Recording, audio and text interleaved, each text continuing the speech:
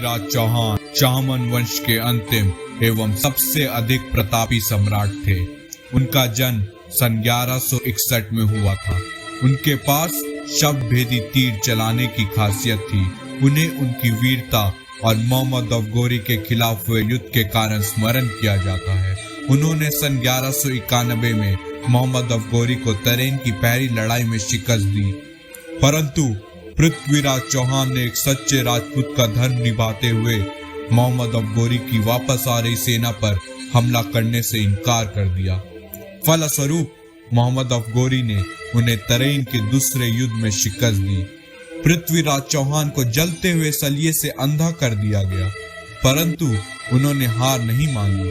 उन्होंने अपने दोस्त और सलाहकार चांद बरदई की मदद से वीरता और पराक्रमता से मोहम्मद अफगोरी की शब्द भेदी बाण से हत्या की। उनकी इस कला और चंद बरदई के शब्दों ने 4 बाण 24 काज अंदू अस्ता परिमान ता ऊपर सुल्तान है चूकिए मत चौहान ने इस कार्य को संपन्न किया। दुश्मनों के हाथों से मृत्यु ना मिले, इसलिए दोनों ने एक दूसरे को चाकू घोंप कर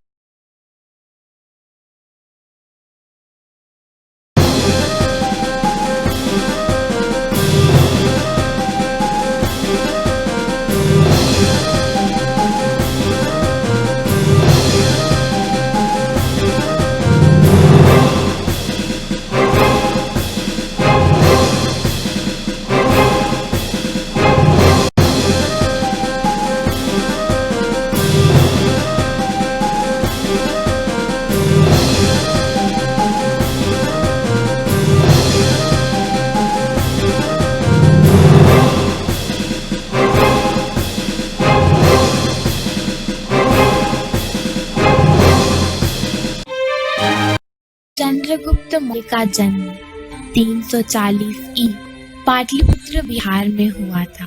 चंद्रगुप्त मौर्य प्राचीन भारत में मौर्य साम्राज्य के संस्थापक थे। उन्हें देश के छोटे खंडित राज्यों को एक साथ लाने और उन्हें एक ही बड़े साम्राज्य में मिलाने का श्रेय दिया जाता है। उनके शासनकाल के दौरान मौर्य साम्राज्य पूर्व में बंगाल और आसाम से, पश्चिम में अफगानिस्तान और बलूचिस्तान से लेकर उत्तर में कश्मीर और नेपाल तक और दक्षिण में दक्कन के पठार तक फैला था। चंद्रगुप्त मौर्य अपने गुरु चाणक्य के साथ नंद साम्राज्य को समाप्त करके मौर्य साम्राज्य की स्थापना की थी। चंद्रगुप्त ने पश्चिमोत्तर भारत के यूनानी शासक सेल्यूकस निकेटर को पराजित कर एरिया, अखरोरिया, जेड्रोसिया के भूभाग को अधिकृत कर विशाल मौर्य साम्राज्य की स्थापना की। सेल्यूकस ने अपनी पुत्री हेलेन का विवाह चंद्रगुप्त से कर दिया। लगभग 23 वर्षों के सफल शासन के बाद चंद्रगुप्त मौर्य ने सभी सांसारिक सुखों को त्याग दिया और खुद को एक जैन साधु में बदल दिया।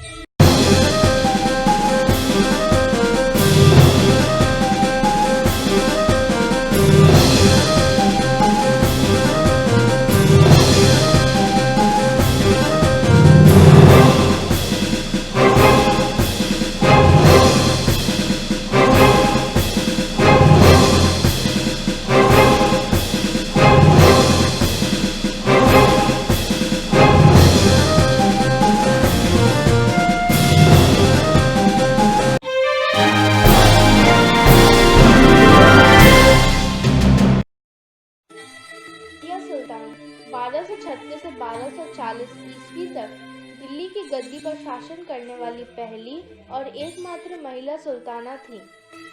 शमशुद्दीन इल्तुतमिश के घर में जन्मी रज़िया को उसके पिता का योग्य उत्तराधिकारी के रूप में नियुक्त किया गया था, परंतु मुस्लिम समुदाय को यह स्वीकार न होने के कारण उसके भाई रुकनुद्दीन फिरोज को सम्राट बनाया।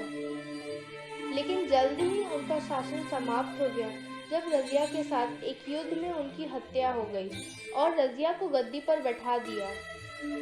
रज़िया ने अपने नाम से सिक्के जारी करवाए थे, शिक्षा के क्षेत्र में बहुत सारे परिवर्तन किए और काफ़ी सफल भी हुई। वह महिलाओं के लिए एक मिसाल थी। उसके जाति भेद को ना मानने और अपने सहकर्मियों के अनुरूप न चलने के कारण उसे सिंहासन से हटा दिया गया था। जब उसने गद्दी वापस पानी चाही और अपने भाई मुइजुद्दीन बहरम से युद्ध किया तो वह हार गई और जल्द ही मारी गई थी।